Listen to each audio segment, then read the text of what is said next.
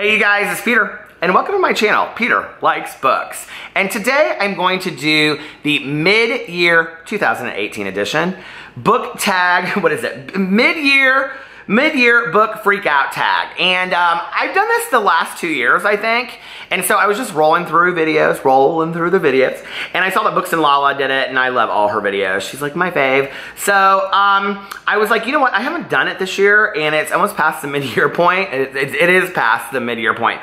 So I thought I should do this. So I actually sat down and wrote out my answers because I wanted to go through my Goodreads to see what I had read and to answer this appropriately, not just say the same book for everything. So let's get right into this, okay? Number one, best book you've read so far in 2018. And I gave it a tie, and it's interesting because there was a book that I kept on wanting to put on the list, and it didn't show up anywhere on there, and that is Bird Box by Josh Malerman, I think, which was one of my favorite books this year so far and really surprised me. I loved that book so much. So I would give that an honorable mention, but it has to be a tie between I'll Be Gone in the Dark, The Search for the Golden State Killer, or Woman in the Window by A.J. Finn, which is the most fantastic suspense novel I have read in years. So those would be my favorites of 2018 so far. I know, does that surprise you? Number two, best sequel you've read so far in 2018. My favorite sequel that I've read so far is kind of more of a spin-off than a sequel, but it's Julie Murphy's Puddin', which is actually a character from Dumplin', which was her other book that's now being made into a movie. Oh my god, I'm so excited, okay?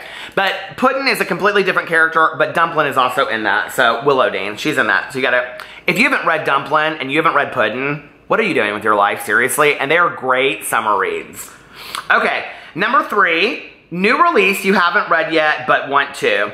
And oh, I just bought this and I put it in this little haul that I did the other day. I bought the Hocus Pocus book that they have exclusively at Target. And it also has the sequel in it. So you can read what happened before and then you can read what's gonna happen after 25 years later, 2018 it says in there. And so it's the main character, you know, okay, I don't remember their names from Hocus Pocus. I've only seen the movie about, I don't know, 752 times. But you know the guy, the kid, okay, and then he likes that girl, and the kid that's from California or wherever, and he likes that girl. Okay, they end up having a baby. It's about her 25 years later. So I believe that they are going to be coming out with a movie the week before Halloween. Hocus Pocus 2, I believe, is coming out the week before Halloween. Okay. I love that movie. I love anything Halloween. Halloween is my favorite holiday of life, and I'm so excited about it again this year. So, and Spookathon. And doesn't Books and Lala put on Spookathon? I mean, this is all like the most perfect book tag. Okay. I'm crazy. Number four, most anticipated release for the second half of the year. Well, I don't really know a lot of releases, to be honest with you, but I would say it is What If It's Us by Becky Albertalli and Adam Silvera. I love both of their work, so I can't wait to see what they do together. I mean, I've read everything by both of them, and I can't wait to see what they have next. But this next one is kind of funny. Biggest disappointment, number five, and I said Leah on the Offbeat by Becky Albertalli. I just didn't love it. I didn't think that Leah was a very, what do you call it? I don't know. She wasn't well developed for me. I thought she could have been so much more, and let me just tell you what really, really killed it for me was when I watched Love, Simon, which was fantastic. I haven't done a review on it, but I watched it while I was on vacation. I was just blown away. I thought it was so well done. But you know, what's her name that plays Hannah in 13 Reasons Why or whatever? She played Leah in there, and I thought, so are they going to do a spinoff and give her her own movie? Because I'm telling you right now, I don't feel like that book deserves a movie. I just don't. I didn't think it was that great. I mean, it was cute in the end and all that kind of stuff. I don't know. It's been done. It's been done 1,000 times. If I read that book and it was by Judy Smith, not Becky Albertalli, I probably would have got 50 pages in and put it down. I did not think it was that great. I thought, like, with the drumming and all this kind of stuff, the title of On the Offbeat, the whole music theme could have been carried through it a lot more. I didn't even think Leah was real likable at times. So, I don't know. I just, you know, not that she has to be. Like, Willow Dean from Dumplin' is not a likable character a lot of times, but, like, she has a change. I don't know. I just didn't like it. I wanted to like it so much, so. Number six, biggest surprise, and for that, I said Artemis by Andrew Weir. Andy Weir? Andrew Weir? I don't know. Are he and I on a first name basis? I don't think so. But anyway, I was so impressed with that book. And everybody, like, it's gotten really bad reviews, honestly. People just really didn't like it. And I really, really liked it. I thought it was great. And it reminded me of Blade Runner a lot. And it was like on the moon, which was interesting. And I like sci-fi that's not like full-on sci-fi because I don't get it. I'm not that smart. So I thought it was kind of, I liked that kind of sci-fi, and it was kind of like a thriller that had a sci-fi effect to it, and the main character was just such a badass. I loved her. I don't know, I liked it, and I would love to see that as a movie. I think that would make a fantastic movie. So Artemis, that was a big surprise to me. I went into it because I had watched, what's the other one, the Matt Damon movie? I never read the book, The Martian. I never read the book, but I watched the movie, and I couldn't even get halfway through it. I stopped watching the movie. I never stop watching movies, okay? But I stopped watching that movie. But anyway, and everybody said The Martian is such a great book. It's such a great book. Did you hear about this guy? Okay, so this Andy Weir. Andy, hey, how you doing, Andy? He supposedly self-published this book and then went and like handed out tons of copies like John Grisham had done. And then afterwards, it went like crazy, you know? And then he got picked up and he got a book publishing deal, and then they made it into a movie. I mean, that's basically like the dream of any author, isn't it? I'm still waiting for that dream to happen. Anyway, number 7, favorite new author, and I said A.J. Finn, who wrote The Woman in the Window. This man, let me just tell you, okay, he is what is missing from thriller writing. And I listened to this, so I listened to it on Audible. If you haven't read The Woman in the Window, it is so fantastic. And it references like all of these like film noir, like Rear Window, obviously, but lots of other movies too. Like a lot of Alfred Hitchcock movies, but like Ingrid Bergman, and I mean all of these different movies. Arsenic and Old Lace, I think he references in there. And it's just, I don't know, the character is so desperate, but I loved her so much. And I just kind of really, like, I've known people like her. She even kind of at times reminded me a little bit of my mom, even though she was nuts. Sorry, Mom. But my mom passed away 10 years ago, so sorry, Mom. But I loved this character. I just did. I related so much to her, you know? Like, she just was real. And on top of that, she had like this crazy mystery going on, you know what I mean? And at the end of the Audible version, there's an interview with him, and they ask him what he's writing next. And so, because this book took place in New York, it took place in New York, like a borough of New York. I think it was like Brooklyn Heights or Harlem or something like that. But he said his next book is going to take place in San Francisco. And I think he referenced Chinatown, the movie. And I was like, this man is so smart. Like, he is going back and he is picking like movies from back in the day. Did y'all ever see Chinatown with Faye Dunaway? Faint, A Million Faints. That movie is so good. Go watch it. So anyway, he references all these old movies that I love. And then he kind of like, he doesn't take that idea, because when I read Woman in the Window, I really thought he was going to steal I've gone on and on and on about this, but I love this book. I thought it was basically going to be him stealing the idea of Rear Window, and that wasn't it at all, you know? And it was just, he was genius, so I really liked it. Before I heard the interview and heard that it was a man, I truly believed it was like Gillian Flynn or Paula Hawkins writing under a pseudonym. I really did, because it was so well done. Okay, number 8, newest fictional crush.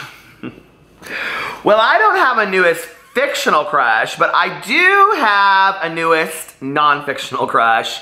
And if you guys have read this book, or if you have heard My Favorite Murder broadcasts, or if you've seen any of the news interviews, I have a little crush on Detective Paul Holes from the California Golden State Killer hunt. Do you guys know what I'm talking about? Is that his name, Paul Holes? I think it is.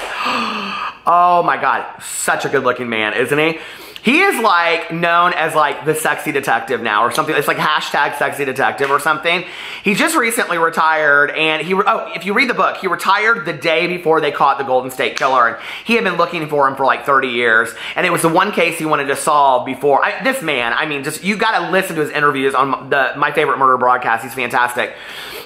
He's funny, he's endearing, and like, he knows he's kind of become this like slight sex symbol, and yet like he's talking about his wife in there, and he's so like endearing of his wife, and he's like, oh, my wife thinks it's funny, and she's the one that's on the Twitter and stuff. She's like, you gotta get a Twitter. I don't know, I love it that, like, you know, at 60, he finds, you know, this kind of fame for what? For hunting down one of the worst serial killers we've ever had. I'm like, this man deserves all of it, you know? So anyway, he is so cool. It's everything about him that makes him that way, you know? All right, newest favorite character. I think I said Puddin'. That's number 8. Puddin, number 9. I can't, her name is Millie, I think. Millie Milichek is that right? Millie Milichek? I think that's her name, but her nickname is Puddin. They all have nicknames. Why wouldn't you? You live in the South. You always have to have nicknames, don't you? I don't have a nickname. I've never had a nickname in my entire life. Well, that's not true. My husband used to call me Pimo, and what else did my friends in high school called me Pedro Sanchez, but those aren't good nicknames, though. Not like Puddin' and Dumpling. Can you even imagine? Okay, and let's see, a book that made you cry, and I said 2 of them. She's Come Undone, which I read for the book club. We read She's Come Undone and Peter's book. I have a book club. It's got 1,600. God, I wish. It has 600. I can't even keep up with what I've got now. It's got 600 members. It's listed below. Go join. It's fun. And then I said Lily and the Octopus, which was such a fantastic novel. You guys send me these books about dogs. Now, y'all know. Hold on just a second. I got right here. It's Pee-Pee the Flying Chihuahua. How are you doing today, peeps? He said, I'm pretty good. Now, if you don't know, what you don't know is a lot, we found out recently that Pee-Pee has heart disease. So, it's just me and him against the world. Well, and his dad, Alex. But it's me and him against the world. So when I read these books about sick dogs, y'all are tearing at my heartstrings. Don't do it. But I loved that book so much, okay? And I was just telling, we went out to dinner, Alex and I went out to dinner with my friend Melissa and her husband. And Melissa she runs a dog rescue. And I was telling her about the Lily and the Octopus book part. And there was this fantastic part when it's not a true story, but the author, it's like supposedly based on nonfiction. So anyway, there's this part when they're doing Thanksgiving, and he has his friend over, and they're all drinking. It's like him and his friend and Lily, and they know it's going to be, well, no, it's not even Thanksgiving. I think it's like in July, and he like fakes it and acts like it's Thanksgiving, and he gets a turducken because Lily loves turducken. And so he goes around the table, and his friend's like, he's like, okay, say what you're thankful for. And his friend's like, I'm thankful for this meal. I'm thankful for you, whatever. And so it comes to like the main character, and he's like, I'm thankful for Lily. She's been like the light of my life. She's your life. You know, I could never have lived without Lily. She's so fantastic. I love her so much. And he goes on and on about Lily. And then he goes over to Lily, because of course this dog talks. Like, my dogs talk, don't yours? I mean, seriously, right, Pee-Pee? He said, right. So anyway, it goes to Lily after this long, gratitude list of what he loves about her. And he goes, okay, Lily, what are you grateful for? And she goes, turducken. It's such like a dog thing. I love it so much.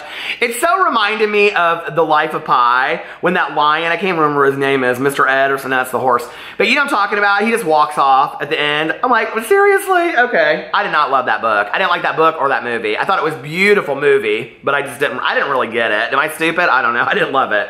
Okay. A book that made you happy. And I said, Truly Devious by Maureen Johnson. Now let me just tell you, okay? I had read a Maureen Johnson story in one of those Stephanie Perkins, her anthologies that she does, and I wasn't real excited about reading this book, but I heard that it was like a mystery thriller for kids. Now, Stephanie Perkins had done it with Stranger in the House, and I wanted to read this. Well, this was a series, and I was like, okay, this might be a series that I could get behind. So this is about this girl that goes to this boarding school, and she's like a detective, right? It is fantastic, you guys. I cannot wait until the next, I think there's gonna be 3 in the series, she said. I cannot wait until the next one. It's called Truly Devious, and it literally ends, and you don't know how it's gonna, like what's gonna happen. I was like in my car, and I was listening to it on Audible, and I was like, ah! I couldn't believe it just ended. So yes, Truly Devious by Maureen Johnson. I'm so excited to read the next one. Number 12, most beautiful book you've bought so far this year or received. Okay, I was gonna get it. It's sitting right over there, but it's the manga. Is that how you pronounce it? Manga. Fanta. Everybody wants a Fanta. Orange. It's so beautiful, you guys. And the story, I like reading like 5-10 pages at a time. It's about 9,000 pages. I'm getting through it. But it is really good, you guys. Like, I love it. It's my first manga that I feel stupid even saying that word. It's the first manga that I've ever read, and I'm really enjoying it. So, yeah, you guys should check it out. And it's beautiful, too. It's absolutely beautiful. And number 13, what books do you need to read by the end of the year? Well, I'm not going to read all of them by the end of the year because the 7th one I'm reading in January, but I'm going to say that I need to read the Harry Potter books by the end of the year, and I think I said it the last 2 years on this exact same tag. So I just bought them the other day. Go check out my haul. I'm doing a read-along for it if you want to do that as well. So go check out my Harry Potter read-along. Those are like my last 2 videos on here. Yeah, and that is my mid-year book freakout tag. And I guess I'll see you in 2019 when I do it again. I love you guys, and I will see you tomorrow. Bye.